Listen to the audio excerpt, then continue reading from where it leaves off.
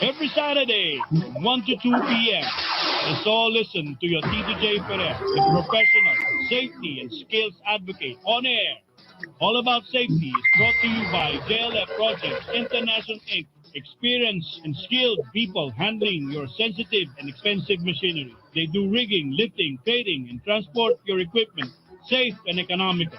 If you think safety is expensive, try an accident. Or you could call on them at j.ferrer@jlftransport.com.ph or 0917-862-4995.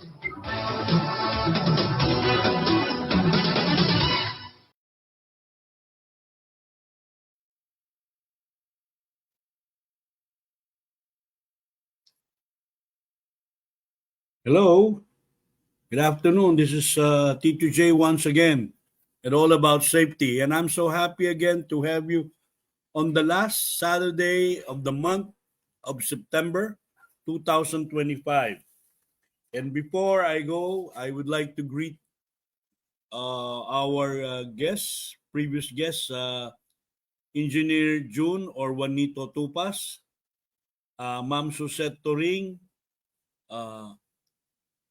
Abner Barte, Bombet Palau, Bonbon Baterna, Del Contejo, Eduardo Fuertes, Francis Pares, Franco, Jimboy Ansa, Hard Templado, James Cabasan, Jude Baray, Dencio Magsasaka, Limbel Serapion, Paeng Encritito, Raymond Fernandez, Remte Obsla, Roger Cañete, Simon Barbelonia, Vincent Pasanya, Gail Taberna, Wilbert Cortez, and of course, si Justin. Ano nga pala apelido ni Sir Justin? Ba't walang apelido si Sir Justin? Nandiyan yan sa ano natin, sa camera natin sa dito, sa ating ano. Nandito dito, apelido ni Sir Justin. Yung pa naman si Sir Justin na ano, kasi po, nagturo tayo sa San Miguel, I think, what is today? 27, so that's about 5 days ago. Yeah, that's right. And then, we are so happy again and so blessed that in spite of Typhoon Opong, most of us have survived. I think there are about 2 or 3 casualties. It's not yet confirmed. And one listening right now is Ronald Bariring Malabanan. Magandang hapon po, Sir Ronald. And our guest for today would be Sir Joel Elio of the President and CEO of PEME. I would like to add him on the stage. Sir Joel, magandang hapon po sa iyo. Magandang hapon po, Sir Jay Ferrer, at sa lahat po na mga taga-subaybay ng napakaganda mong programa, Sir Jay. At thank you for inviting me once again. Ako'y tuwang-tuwa po at makumbida mo at mapag-usapan natin ang isa sa mga mahalagang bagay tungkol po sa safety or kaligtasan. Ang maganda pa kasi, Sir Joel, yung ikaw kasi, yung dedication and commitment mo sa advocacy mo sa safety. Kasi ang topic yata natin ngayon, Tina, wala kasi si Marvin si Tina na natin. Ang topic natin is building resilient organizations, how to thrive, not just survive in times of uncertainty. And this will be brought and talked about by Sir Joel Elio, the President and CEO of the PEME Group of Companies. So, para Sir Joel, isang tanong lang. So, what does PEME do now? Bakit ba group of companies yung binanggit mo? What does PEME do now? Sir Jay, allow me to introduce our company. We are PEME Consultancy. We are now a group of companies. Ang PEME po ay pang 24th year na po sa industriya. One of the pioneer po ng training ng health and safety na duly accredited. pang ilan lang po kami noon, way back more than 20 years ago. At kami po ngayon ay isa sa mga leading training provider sa buong Pilipinas at sa ibang bansa. At nagkaroon kami ng diversification, meron din kaming proactive, kami po yung manpower provider. Client ko din na dati, Sir J, yung San Miguel na client mo, and other power companies. Another company na diversify namin, aside from manpower, meron kaming construction company, single A po, hindi po flood control, Sir J, ang project namin. Kami po ay nasa telecommunication. Kami po ay contractor ng PLDT, Converge, Nokia, Globe, and others. Yan, Luzon, Visayas, Mindanao po ang aming mga telecommunication projects, fiber optic po. And we have also another business, yung trading business at United Telecom Construction and others. So diversified kasi yun ang yung trend ngayon, Sir J. Kailangan mag-diversify. And I would like to share that ngayon sa aking presentation. Okay, thank you very much, Sir Joel Elio, for having been, the go-to-go guy. You've said you've started more or less one of the pioneers of the safety training organizations accredited by DOLE. Hopefully, I could be one. More or less, kakaedad na ako. Pero before we go to this talk, alam mo po, si Sir Joel Elio is really committed. Sabi nga natin, he's been there, going, teaching, professional students, safety officers, safety engineers, operations guy, finance guy, and he's been there. So, without further ado, Sir Joel Elio, I'll give you the floor. Hindi ko lang alam nga pala, si Kat, ano nangyari kay Kat? Iyan natin si Kat kasi alam mo si Kat kasama mo to sa Yes. National Power Kanina nagtatanong siya ng link Ano nangyari kay Kat? Kanina 2 minutes before the show started ano nangyari kay Kat? Wala. Pero anyways, sige Sir Joel Elio, i-share mo na muna yung mga slide and then pagpasok ni Kat, kakat lang kita ng konti tapos I will introduce Katlong Hari, which is your former colleague dyan sa National Power. Okay, go ahead Sir Joel. Pa-check lang kung makita po yung aking share screen. Dali ha. One moment. Yes, meron dyan nakalagay na plus sign yung parang share, di ba? Di ba yung Tina? Ay po.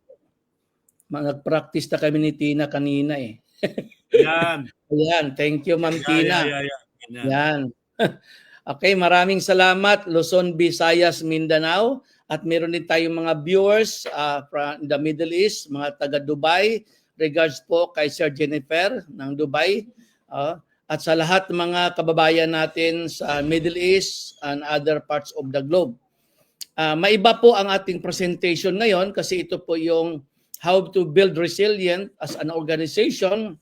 It's not only to survive but to thrive in times of uncertainty. So ang dami naman talaga mga uncertainties in a macro perspective, in a macroeconomics, matindi po ang challenges natin bilang mga negosyante pagdating po sa trials, mga pagsubok sa ekonomiya. Pangalawa din, yung ating mga geopoliticals na matindi po din ang challenges kasi marami naman talagang pagsubok, Sir J, na mga mga threat, lalo na sa paggirian ng mga bansa, ng mga malaking bansa, China, America, and others. So, kami po sa negosyo at kami din sa health and safety advocates, ay tayo po ay nag-advocate ng how to thrive, not just to survive.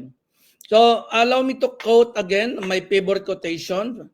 It wasn't raining when Noah built the ark. So, kailangan po natin talaga maghanda. Now, if you remember yung nangyari po na pinasok po ng Israel ang Doha, Qatar, so nagkaroon po talaga ng matinding impact yon sa geopolitical perspective ng mga bansa ng Middle East and other countries kasi lalo na ang Qatar ay isang provider natin ng ating langis. So another lessons natin yung sinugod po ng mga ka-generation ko po, Sir J, ito, yung mga Gen Z. Kami po yun. Sinugod po ang government, central government ng Nepal Kaya nagkaroon sila ng change of government. So sinunog nila yan. In fact, yung classmate ko sa Masteral, taga Nepal po, alam mo sabi niya, share ko sa inyo yung situation sa that time ay very critical. Siya po ay director noon ng social services ng Nepal. So ito yung mama na kagrupo, kaedad ko, na Gen Z po, nag-protest po sa Nepal. Then of course, yung giyera ng Iran, Israel, at pinasabog yung mga building nila. Kaya po, allow me to quote again yung Sancho Principle, yung Act of War. If you read the book ng Sancho, the Act of War, yung tinatawag nating the best defense is a well-planned offense. Dapat po, depensa tayo palagi. Kailangan po natin po ay ready tayo. Okay. So, are we prepared? Yun ang challenge ko sa inyo. Are we prepared for a disaster? Handa po ba tayo sa mga disaster or emergency? So kahapon po, we are very lucky na bumaba po ang typhoon at hindi po masyadong tumama sa National Capital Region or sa Metro Manila. Kaya po, pasalamat talaga tayo. No? May blessing talaga. Ang Panginoon ay matindi po ang kanyang suporta po sa atin. Now, pero mas maganda pa rin ay handa tayo kasi ang Pilipinas naman talaga ay tayo suki ng mga disaster, lalo sa mga natural hazards. Ang fourth quarter of the year po ay prone talaga tayo sa baha. Kaya may trend tayo on global, on preparedness, on global trends. Sir Joel, anuhin ko lang Medyo pasensya na. Nandito na yung colleague na si physicist Kat Taplonghari. Kat, welcome to the show. Our guest is Sir Joel Elio, your former colleague at the National Power Corporation. Okay, Kat, you could say something. You're on air, Kat. No, I feel so tired. I am undergoing dialysis. I'm in the hospital right now. Yeah, we are praying for your recovery. Kailangan na natin talaga mag-survive dito, Sir Kat, sa challenge natin sa ating health. Okay, tuloy ko lang to, no? So, ang global trends sa mga negosyo ngayon, yung acronym dyan ay ESG, Empowerment, Sustainability, Governance. Kailangan po, ang iba naman, Sir Kat ay advocate ng environment, kailangan environment, resilience, and governance. So halos pari-pareho lang yan, pero kailangan po natin ay yung nasa gitna, sustainability and resiliency. Then of course, comply with government regulations. Now ngayon, allow me to quote yung triple B, bouncing back better. Pag sinabi mong mabilis kang makabangon, kailang resilient tayo. We have that ability to recover the fastest we can, and we are adaptable to the changing climate or the changing political environment. And of course, yung sustainability natin to maintain or support or process continuously over time. Now, allow me to quote in a macro level of perspective that the United Nations also ay meron silang sustainable goals. Ano po yung mga sustainable goals ng United Nations? At dapat i-align din natin to sa bago po na 17 po na goals ng United Nations, kasama dito yung sustainable cities and communities, and of course, climate change, climate action. So, sama-sama dapat tayo, lalo tayo yung mga advocate. Yung number 3 din, kasama yung good health and well-being. Sana po mahaba ang buhay natin. No? Katulad po ng mga ibang bansa, galing lang ako ng Korea, ang lifespan lang more than 90s, katulad din ng mga Japanese. Ang malungkot po sa Pilipinas, ang lifespan natin more than 70s lang. Kaya dapat yung health ang ating pong alagaan bilang mga mamamayan. So we need to really value health. I'm very proud po, ang father ko po ay 81, ang mother ko 79. Ang binan ko po ay taga Malolos, Bulacan. Kumusta naman po kayo? Mga taga-Paumbong, Hagonoy, sila po ay hindi naman po basta tamaan ng baha kasi po mataas ang bahay nila. Hindi lang sa makalabas kasi malalim ang tubig. Resilient pa rin. So kailangan natin tinatawag resiliency. So bilang mga employer, mga hi to mga employers na nanonood ngayon, we need to manage disaster. Kaya dapat meron tayong mga business resilience and continuity. Kaya tawag natin yan business continuity plan. We need to recover the fastest we can kung may matatamang disaster or emergency. Kaya po sabi po ng resilience is our ability to resist. Kaya nating lumaban, no? Absorb, adapt to transform and recover. Moving beyond merely surviving and making resilience a way of life. Kami mga taga Mindanao, Sir Jay, anumang pagsubok ay sanay kami dyan. No? Kasi dami naming gira na daanan, pero tingnan mo, kami pa rin ang fruit basket and food basket ng Pilipinas. No? So napakasagana po namin. Hindi katulad sa Luzon, madalas na dinadaanan ng bagyo, kaya po problema natin ang pagkain. So ngayon, kaya ang pinopromote natin yung agility po, the power of moving quickly and easily. Kaano tayo kabilis? Mag-move, agile tayo, we have the ability to think, draw conclusion quickly, and gamit tayo yung tinatawag ng intellectual acuity. Now, let's conduct risk assessment. Ang tawag yan na, ano ba ang risk na pwede dapat aralin natin? Yung mga key points in resiliency. So may mga risk ang negosyo.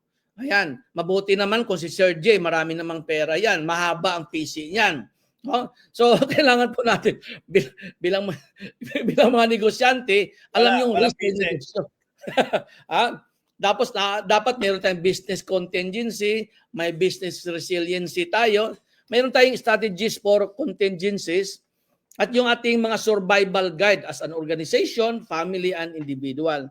And of course, yung ating mental health, kasi alam mo, pag may mga disaster or mayroong mga economic crisis, ang daming nagkakaroon ng mental health problem or ng stress. Kaya maraming nag-suicide. Sa Japan po, nung pandemic, halos araw-araw mayroon nagpapasagasa ng train. Kasi gatong sila. Dito sa Pilipinas, mabuti naman ay hindi masyadong gano'n. May nag-aabang po, may pasagasa ng train, pero si Doc Ted Esguerra lang po ang nag-ano niya, no? Hello, Doc Ted. Yung idol ko yan. Kaya mayroong symbols of resiliency tayo. Yung Japanese po, bamboo yung symbol nila. Kasi ang bamboo, Sir J, pag bumagsak siya, binagyo, babangon din kaagad. Ganun na dapat tayo. Diba? Sir Joel, anin ko lang. Hindi ba tayo bamboo din? Japanese na ba yung symbol of resiliency? Hindi na Pilipino? Japanese na ba? Sa Japan, yun ang symbol nila, yung bamboo, no? Mga Chinese, yan din ang symbol nila. Well, ganon sila na kung pasabat-sabat ako, pero eto sa atin, nakikinig na sa atin si Engineer JP Batan tsaka si Engineer Gene Jensen. Sabi ni Gene Jensen, thriving, not just surviving. Si Engineer JP, good afternoon daw sa iyo, Sir Joel. Yeah, salamat po. Salamat po sa mga napanood, mga idol natin si Sir J. Ferrer. So, dito po, ano ba ang dapat resiliency programs? Yung how to thrive. Dapat alagaan natin yung psychological health and resilience. Kailangan din natin yung physiological health natin. Then yung environment health and protection, and injury prevention and reduction. Kaya dapat preparedness tayo. So goal number 1 in disaster resilience goals, ito yung we need to reduce yung risk. Kaya may risk management tayo. Then may goal number 2 natin, we need to ensure effective and efficient response. Huwag tayong magdagdag ng mga casualties, calamities, mga casualties sa ating kumpanya. Goal number 3, dapat may timely and efficient recovery, building forward better. Ito yung paano tayo makabangon the fastest we can. Alright? So, knowing doon sa ating risk assessment, babalik naman tayo doon sa platforms. So, naniwala na naman lahat tayo sa science. Tama? So, saludo po ako kay Dr. Mahar Lagmay ng UP. Siya po yung nag-spearhead nito ng geo-risk platforms. Alam nyo dapat ano mga hazards that you are exposed. Kaya meron tayong hazard hunter PH. May geomapper tayo, geoanalytics, and hazard hunter PH. Alam nyo dapat, ang pinaglalagyan nyo, yung opisina nyo, yung bahay nyo, kung ano ang risk. using yung Hazard Hunter PH. Paki-practice nyo to ha, sa Google nyo. Ha? So anong platform nyo dyan, pag tinype nyo yung Hazard Hunter PH at itatype mo yung lugar nyo, alam nyo yung risk that you are exposed. So yan po, base po yan sa science. Alright? Sir Joel, Kaya- itatype yes. mo lang yung lugar mo and then you'll be able to know the hazard in your place. Is that it? Yes, sir. Opo. Alam mo kung ikaw ba'y prone sa earthquake, prone ka ba sa floods, and so forth and so on. Kami dito sa San Jose del Monte, Bulacan, live ako dito sa San Jose del Monte, hindi kami prone sa baha. Pero malapit din kami sa fault line kasi ang fault line, likod lang po namin yung San Mateo Rizal. Yan. Pero sagana din naman po kami sa budget dito sa flood control. Bawal dito ang politika ha. 3 billion plus po ang budget namin dito. Kaya prepared din talaga kami. wala akong binabanggit, Sir J. Hang. Yan. Ang Bulacan po ay sagana sa budget. Speaking of Bulacan, may nakikinig siya. Baka kakilala mo siya, si Mean Cabreros Pausal. Good morning, watching here in Bulacan. Wow, Mamian, business partner ko po yan. Ayan, ay aming kaibigan at partner na matagal na din, more than 18 years. Thank you, Mamian, at si Sir Judy, na watching po daw sila ngayon. Salamat po. Sana po ha, tutuwa ako pag nagbanggit ng flood control, Sir J, mga budget. Sagana po kami dito sa San Jose del Monte. 3.4 billion po ang budget namin this year. Ha? At the other year, marami po kaming budget. So, kailangan natin po ang ating mga organization, ang ating pamilya, alam na natin yung disaster resilience. Alam natin yung hazards, anong area tayo, at sino yung tatamaan. What will be affected, severity ng impact, and what to do in case tatama sa atin. Kaya po, yung science of resiliency, siyensya, paano tayo makabangon ng mabilis, kailangan po may right behavior tayo with the right action, with the right time. Parang sa safety ba? Tamang tao, sa tamang trabaho, sa tamang pinagtrabahuan, sa tamang kagamitan. Ganun din science of resiliency. Dapat positive tayo. That we can really have that right behavior to recover the past this we can. Kaya po, allow me to quote yung sinabi ni Secretary ng Department of Science and Technology, si Solidum, idol ko po yan, dating PBOX. Sabi niya, ang resilience daw, dapat we need to understand the hazards and risks, and we need to invest on science, technology, and innovative solutions. Then redefine country's resiliency. I-redefine natin to kasi nagbabago naman talaga ang panahon. Alam niyo mga kababayan ko, galing ako ng South Korea. I attended yung Resilience Forum last week lang. Alam mo sa South Korea, gumamit na sila talaga ng drone, gumagamit na sila ng AI, gumagamit na sila ng robotics pagdating sa resiliency. Pag ang isang lugar nila na mayroong na landslide at na-isolate, liliparan lang nila ng drone yan. May dala ng gamit, may dala ng pagkain, yung drone, at ibababa using yung AI. So, accurate na accurate, ha? Halos 95%. Kami nga ni Sir J kahapon, nagpa-check kami sa technology ng Japan. Yung AI, gamit ang AI sa health. So, madiagnose yung katawan mo in just 3 minutes.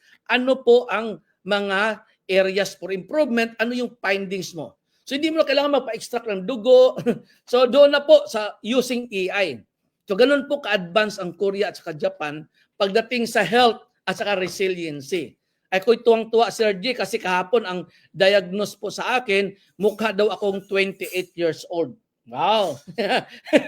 Yan ang maganda. That's the treasure, Sir Joel. That's the treasure. Thank you, Sir G, ha? Tayo lang naman ng wala siguro nakarinig. Joke lang, ha? So, kailangan po, sinasabi niya, climate and disasters risk are local. Therefore, science and technology and innovation or innovative solutions must be localized. So tayo yung nakakaintindi ano yung mga risks that we are exposed, dapat aware tayo doon. Kaya let's go back to the basic, yung VUCA analysis. Pag sinabing VUCA, volatile ba tayo, ano mga uncertainties, ano ang complexity at saka ambiguity. Yan. Pag nakuha mo yung analysis ng VUCA, dapat may vision ka, clarity ka, di ba? May alam mo yung uncertainty, dapat naintindihan mo. ambiguity, dapat agile tayo. No? Ganun po dapat ang pinopromote natin yan. So, we need to move forward. Given yung assessment natin na yung ating palang kalagayan ay volatile tayo, uncertain tayo, complex yung lugar natin, maraming ambiguity, kailangan po yung vision, understanding, clarity, and agility. Now, what are the key roles or the goals of resiliency management? So, ang tawag din RMS, no, sa mga expert dyan, ng mga kababayan natin. Ano po ang goal ng resiliency management system? In order to sustain operations. Paano po pag may pagsubok ang kalikasan katulad ng pandemic, paano mo masustain ang operations? Sa Japan po at sa Korea ngayon, sabi nila, since po ay prone na tayo sa mga biological hazards, yung mga communicable disease, pero meron na silang mga contingencies. Pag in case po na hindi delikado ang tao, gagamit na silang mga robots at saka automations. So they are now embarking towards automation and robotics doon sa mga manufacturing nila. Para kasi ang robots hindi nagko-COVID. Di ba? ang drone hindi nagko-COVID eh. So yun yung kailangan yung new technologies nila. Through preparedness and flexibility. Kaya ngayon Sir Jay, ina-adapt na natin na pwede nang work from home, di ba? Ang problema lang kung ang trabaho na magagawa embalmer, hindi pwede mag-work from home ata ang embalmer. Di ba? So, may kanya-kanya tayo na trabaho. May nahuli ka na naman, may makukuha. Hindi pwedeng mag-work from home ang embalmer, ha? Mga kasama, yan. Ganyan ka-genius si San Joel Elio. Go ahead. Ayan. So, kailangan na meron tayong ma-ensure natin yung business continuity, ma-mitigate natin yung mga risk, and manage our health and safety, promote our adaptability and agility. Kailangan po protect and safeguard assets. Kaya po ang tawag natin, we pass on our liability through insurance, risk management yon. Kaya po ako po ang mga ang aking mga kagamit ay insured yon, mga sasakyan, kasama yung act of nature. Kailangan natin insurance. Pag bumabiyahe ako, Sir G, naka-insured din ako. To make it sure na may peace of mind tayo. Tandaan nyo, hindi nababayaran ang peace of mind. Tingnan mo, example ko sa inyo, yung luggage ko na damage on the way, pabalik ko ng Pilipinas. Nag-claim ako ng insurance. So, babayaran ako sa damage ng aking luggage. Ganon din ha. Then we need to drive innovation and growth, enhance our employee engagement and culture. Yan. So, ito po yung Global Crisis Management Plan chart natin na dapat prepared tayo pag ating organisasyon mayroong on-site na mangyayari, mayroon tayong emergency response, then pag level up po naging disaster, kailangan activate natin yung crisis management team. Yan, kailangan po yan ang ating sa mga programa natin na health and safety should be our number one priority. Now, if we do some risk assessment again, meron naman talagang risk. Ano yung mga risk? Meron tayong prone tayo sa economic downfall, yung tinatawag tayong global recession, hindi natin alam kung kailan tatama or ongoing sa ibang bansa, corporatization, globalization. So, tandaan natin ang Pilipinas po ay baon sa utang. Sorry sa word pero wala tayong magawa. Swerte naman tayo na may 12 million tayong OFWs na nagpapadala palagi ng pera na may pangbayad tayo sa utang natin. Pero talagang baon na tayo sa utang. Kaya prone tayo sa economic downfall. Kaya paghandaan natin yon. Yung iba nga, tumakbo na sa Spain, tumakbo na sa Dubai, sa Japan, sa ibang bansa. Kasi delikado naman talaga ekonomiya natin. Wag kong binanggit ang pangalan, joke lang yan So kailangan natin yung management. Kilala mo ba yan, Sir Joel, yung tumakbo na sa Spain? Wala kong binanggit po, Sir G. Kilala po yun. Maiksi lang palido noon. So kailangan po natin yung prepared tayo sa mga emerging risks. Yung mga psychosocial stress, kailangan tumawa kayo yun kasi mahirap po kung tayo ay may mental health. Another threat, yung cyber risk, pwede po tayo, alam nyo, ang dami pong hackers sa Pilipinas at sa ating mga katabing bansa. Yan. Another threat sa atin, yung risk natin, yung mga technology, nagkaroon ng mga pagbabago, di ba? Yung Starlink nahahack yan, di ba? Yung Microsoft. Kaya sabi dito, and I quote by Max Neufeld, preparation through education is less costly than learning through tragedy. Kaya mag-aral talaga tayo. No? Don't stop learning. Now, what are the three pillars of a resilient and sustainable company? So tandaan yung tatlong P ha. Triple P tayo, mga kababayan ko. Ano yung unang-una? Alam natin nga, the most important asset is our human resource. Kailangan po palagahan po natin ang ating mga pamilya, di ba? Ang ating mga kasamahan. We have to empower employees, cultivate the culture of adaptability and well-being. Tandaan natin yan, napaka-importante po yun. Then yung process, kailangan po we need to build a flexible system. Dynamic dapat tayo. We have to embark into digital transformation and really go back again on the risk management. We need to manage the risk. Hindi dapat tayo ang minanage nila. We have to manage the risk.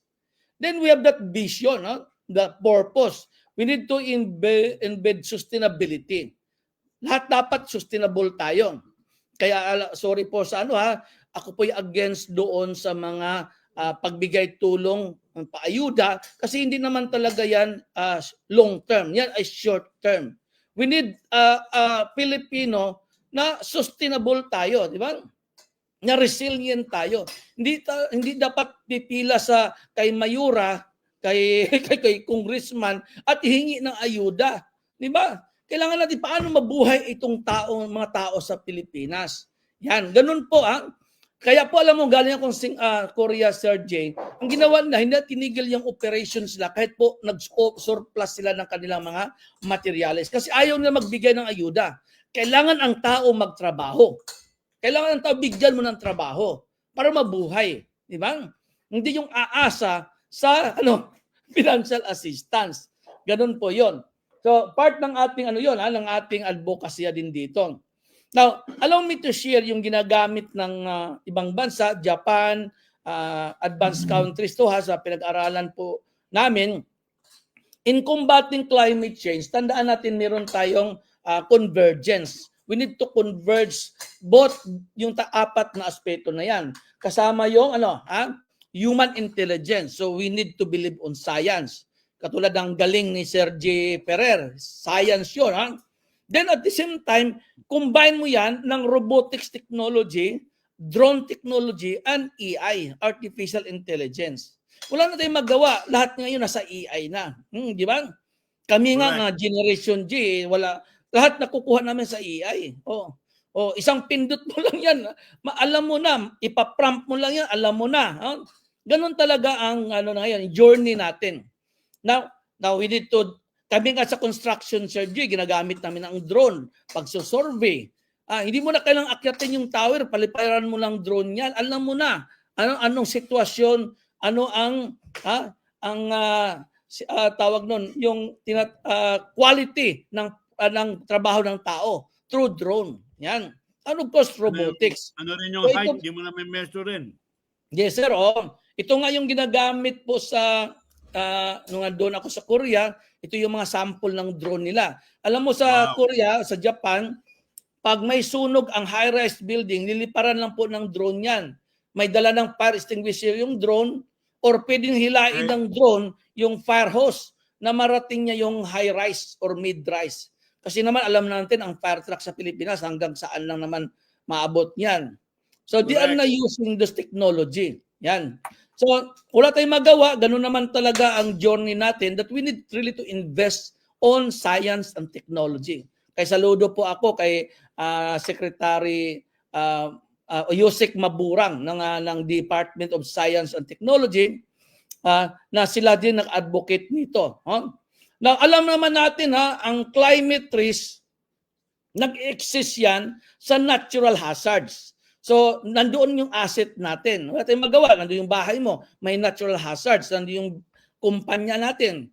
Dati po, ang mga planta doon nagtatayo sa Laguna. Nung natutunan natin ang Laguna, sumabog yung Taal. Anong nangyari? Yung mga planta natabunan yung mga bubong nila. Silang pong buwan yun na nagre-recover sila. Dati pag tumira ka sa Laguna, yung mayaman nga subdivision dyan, sikat ka, no? Di ba, Sir J, yung Nubali, si Sir J ata may mansion doon, galing sa flood control. Wala ba? Wala, Sir Joel.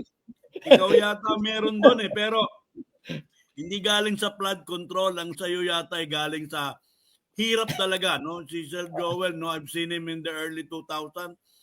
Talagang hanep. At ngayon, ang dami natin natututuan, no? At keep safe. Okay, go ahead, Sir Joel.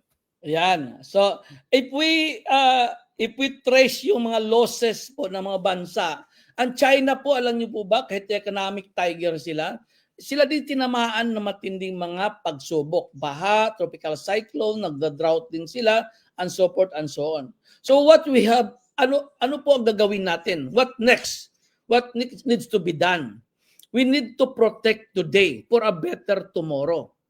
We believe that the majority of loss can be prevented through science-based research and engineering solutions. Kaya tingnan mo, ang mga building ngayon, dinisign na siya, kahit alam natin prone sa earthquake, dinisign na siya that can withstand ng intensity based on research, based on science. Yan.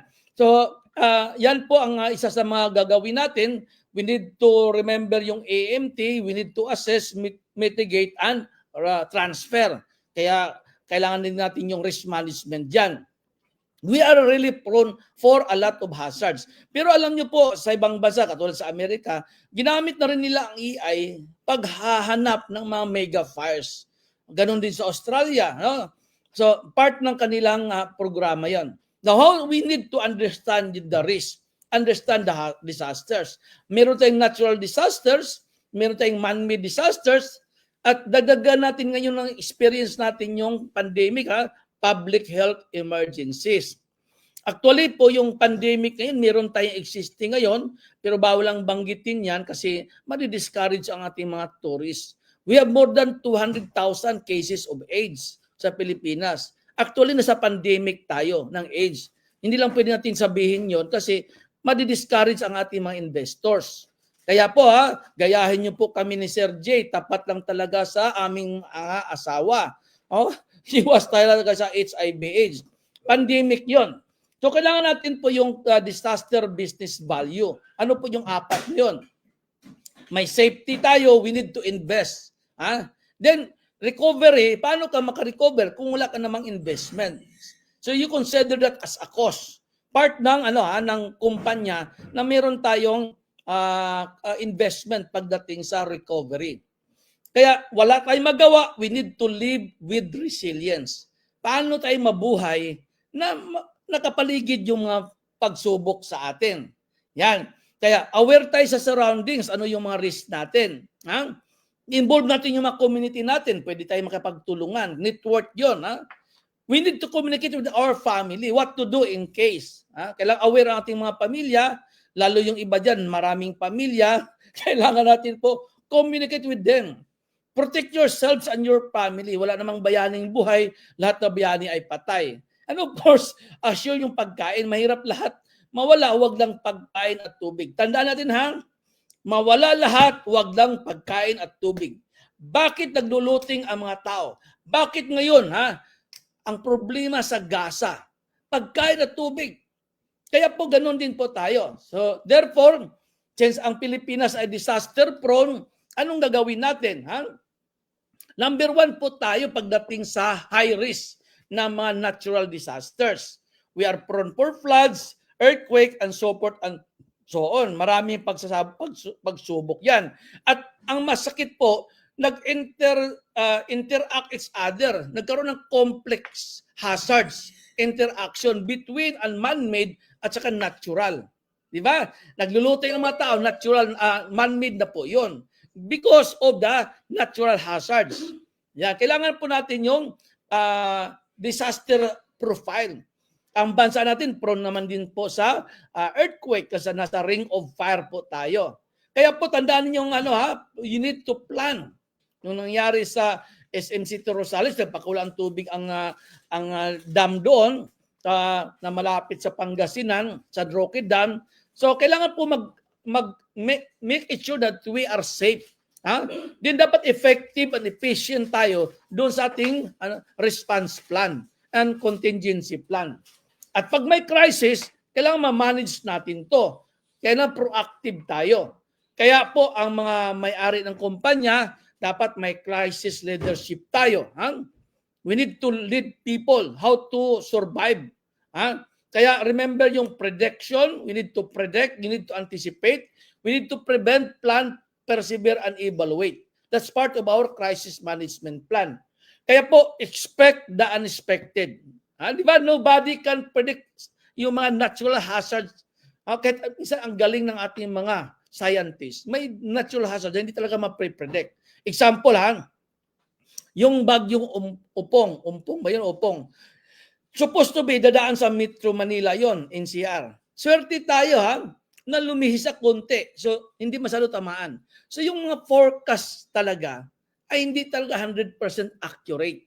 Kahit po sa napakarami natin mga technology na ginagamit, mga ating mga forecast equipment. Kaya po, isang ingatan din natin mga nasa kumpanya, yung ating reputation. Kasi pag tinamaan tayo ng disaster, sira ang pangalan ng ating kumpanya. Now, how to foster resilience for the company? Kaya we need to prioritize reliability. Yan. We need to recognize complexity. We need strong leaders today who are advocates on resiliency also. We need to acknowledge the risk and decentralize decision-making by empowering people. Kailan mag-empower tayo. Then, emergency preparedness and mitigation. Ito yung mga cycle natin, yung 4. Remember, we have to mitigate, prepare, response, and recover. Pero dapat dito sa 2, we have to mitigate and prepare. Kasi po, yung response, pag may nangyayari na, yan, and recover the fastest we can. Yung level of preparedness, 4 po yun. Yung country preparedness, trabaho to ng NDRRMC, local disaster risk reduction. Pero on our part, ating mga empleyado tayo, dapat yung kumpanya natin ay may organizational preparedness. Yan yung family din natin at saka individual. Preparedness tayo. Okay, sa organisasyon, tandaan natin, yun naman ang minimum requirement natin, may mga ERT tayo, may mga gamit tayo, may mga training. Walang kwenta ang gamit kung wala namang training, di ba? Walang kwenta ang gamit kung wala namang, wala namang tao na nakaintindi paano gamitin. Then gagawa tayo ng mga response contingency plan, then convert at we should have another level of crisis management team and business continuity plan. Now, how to manage emergencies or mga disasters? Remember ito yung ating mga basic na gagawin, mag-conduct tayo ng mag-formulate tayo ng mga response plan, gagawa tayo ng buo tayong response team, and we need to invest on equipments and simulations, then purchase medical equipment and supplies and training. Kasi wala namang kwenta, Sir Jay. Mayroon kang ERT, wala ka ng first aid kit, wala kang equipment. Di ba? At the height of disaster, mayroon kayong kasamahan, nilalagnat, pupunta sa first aider para akong nilalagnat. Wala naman siyang thermometer.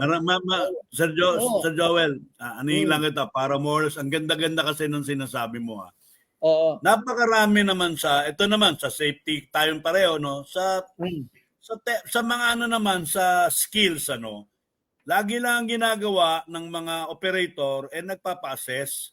Dapat may training kasi kung assessment lang, papasa ka nga pero hindi mo naman alam ang tamang standard. Yan ang sinasabi mo, di ba? Anong klase ang gamit kung wala naman training? Okay? So, pasensya na po, Sir Joel. Nakiki-interact lang ako sa iyong magandang presentation, Sir Joel. Kasi tamang tao sa tamang trabaho naman talaga tayo. Parang trabaho ni Sir J. Paano ka magpa-TESDA kung wala kang training? Tama? Hindi nga pwede ang dating mason ang dating masahista gagawin mong mason. Pero yung dating masahista gagawin mong sekretary ni Sir J, pwede din yun. Sekretary sa araw, masahista sa gabi. Multitasking ang tawag noon. So, kailangan natin din right person for the right job. So, kailangan natin na mayroon tayong mga contingency funds, yung ating mga coordination ng mga different functional groups, yung ating coordination with external support. Yung GOBAG, remember yung GOBAG natin, palaging updated yan. Coordination with security, kasi ang security palaging nandyan naman yan. At ang reality nga, ang security minsan pinangpain natin yan. Joke lang yun pero minsan sila yung first line of defense. Kasi ang motto nila, laging tulog. Hindi, laging handa pala din. Then formulate your business continuity plan. Sa mga organization, kaya may warning system tayo, food supply, how we search and rescue our survivors, water, sanitation, and medicine and healthcare for disaster victims. So ito yung mga typical na ERT na ginagamit po natin na dapat na-establish to sa ating mga organisasyon. Yan. Bakit po? What happens if we are not prepared? Mahirap po, no? We are now a liability rather than asset. Pag hindi tayo handa, dagdag pa tayo sa problema. Hindi dapat, we should be solution provider. We should be always part of the solution. Mayroon ka bang emergency family plan? Yung tanong dyan, may emergency preparedness plan pa po tayo. Kailangan natin yan, mag-designate kung saan tayo just in case naghihiwalay. Yan, kailangan po how you survive in the first how many hours. Kailangan natin yung survival for how many hours, days or months. Yan. Kailangan po yung mga care for our families and our first aid kits. Kailangan din natin yung training. Then as an individual, kailangan po natin din po yung preparedness as individual. So lahat po yan kailangan natin. Pero alam mo, in reality po talaga, ang pinaka-importante din talaga dyan yung security. Kasi target talaga tayo sa looting pagdating ng disaster. So, kaya kailangan prepared tayo pagdating dyan. Then, remember, acronym ng YOYO, kaya isa sa magaling sa preparedness, siya po ang nag-conceptualize nito. YOYO, you're on your own. Kaya pagdating sa YOYO, kailangan po yung ready principle, kailangan nyo ready tayo, risk assessment, emergency planning, assemble survival kits, magdi-drill tayo, at you're on your own. Yan po yun. Ang another platform natin, paki-follow nyo sa mga website nila o sa mga Facebook page, yung Pag-asa, PBox, and others. Para aware tayo.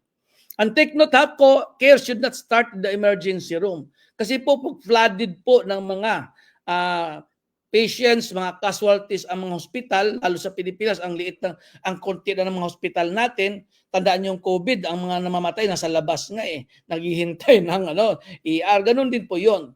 Kaya kailangan po, we need to sign up for alerts. Alam mo po sa Japan, ang gamit nila yung mga pag may natural disasters, na-diagnose nila sa pamagitan po ng nature. Halimbawa, nagliliparan yung mga ibon na hindi alam saan dadapo, naglalabasan yung mga ahas sa lungga, naglalabasan yung mga ipis, hindi na alam kung saan pupunta. Indication daw yon na mayroong natural disaster. It's either earthquake, it's either a super typhoon. Kaya po sila ay nag-aalaga na rin ng ipis. Pag nagwawala sa kulungan, may disaster yan. You need to sign up for alerts and warnings. You need to have some make plan. Save for a rainy day, practice, test your communications, safeguard your documents. Kailangan natin yan. You plan, you make your home safe, and so forth and so on.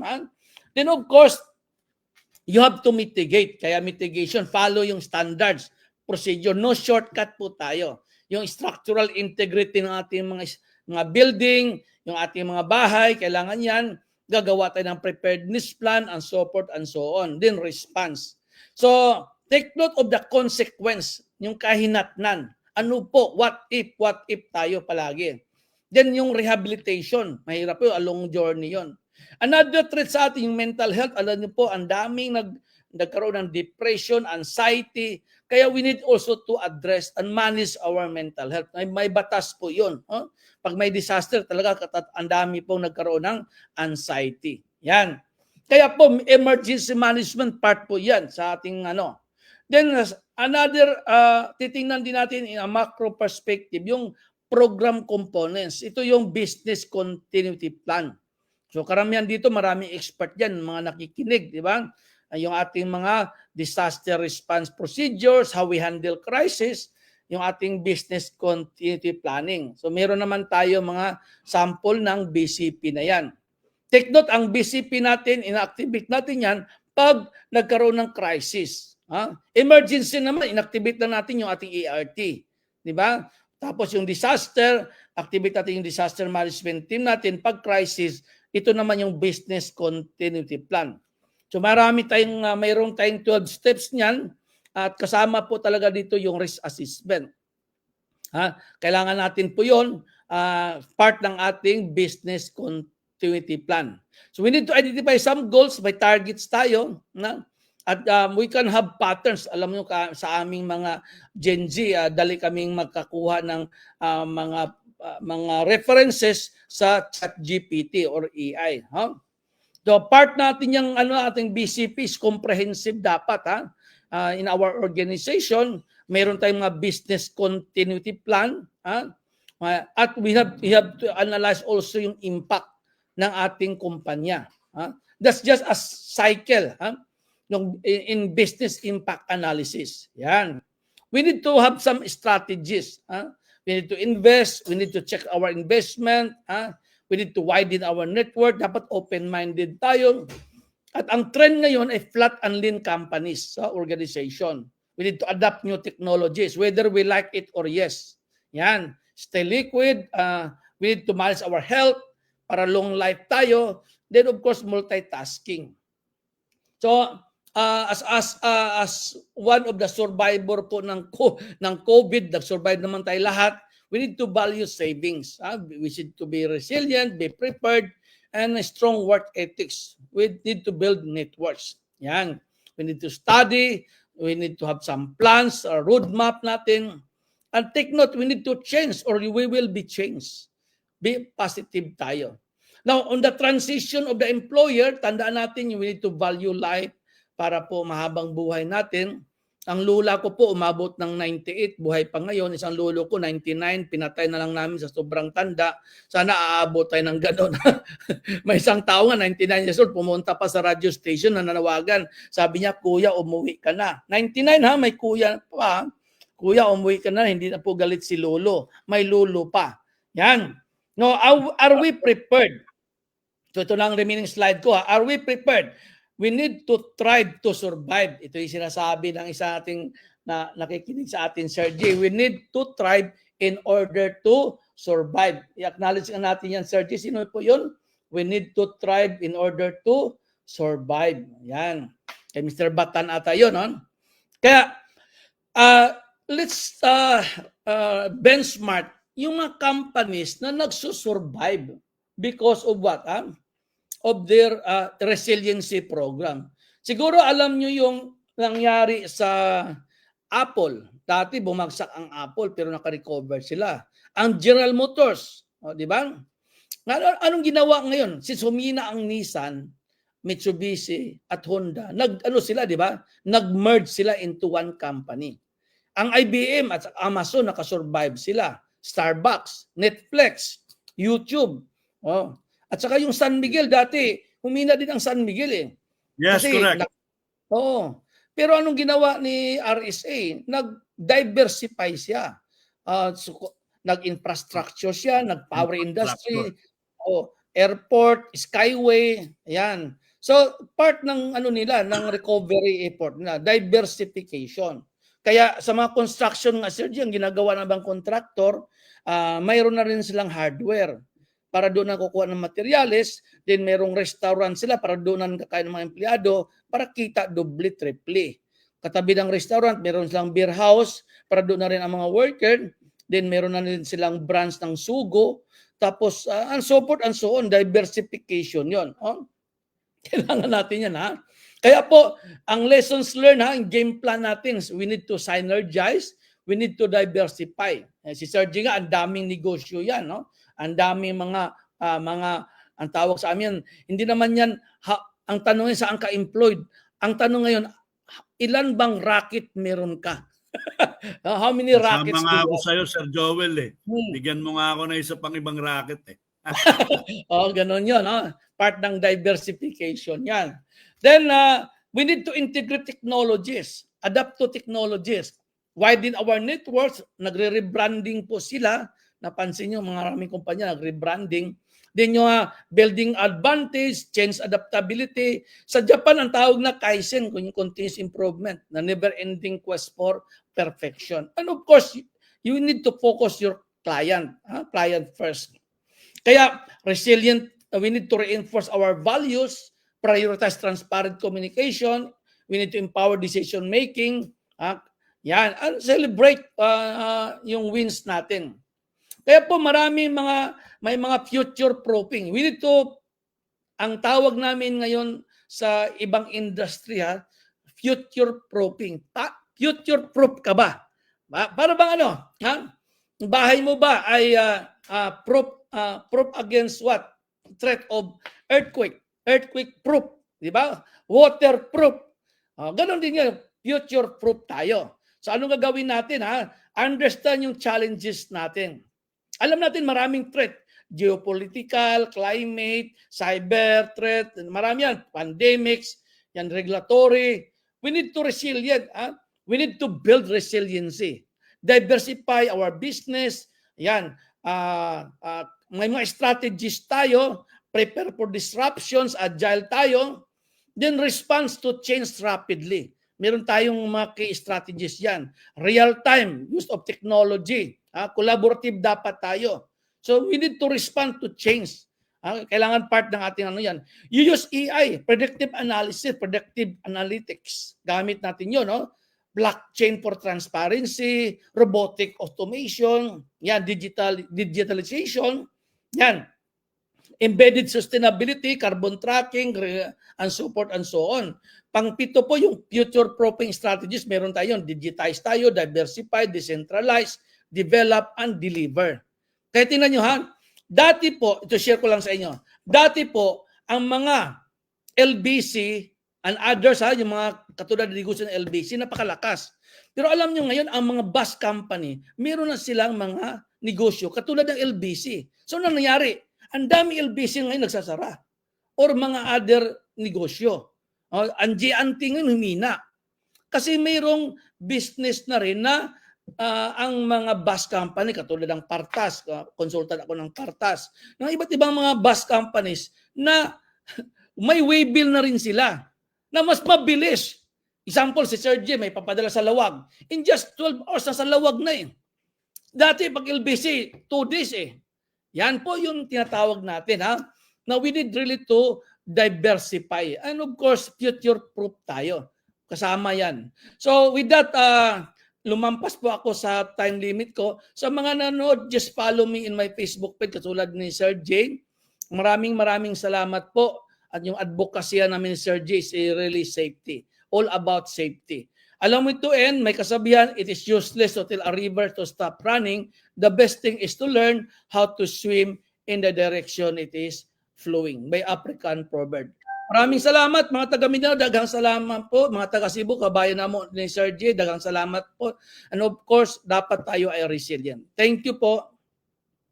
Yes, may sabi si Pame, for Sir Joel, where do you put in the situation where your resiliency was or were tested?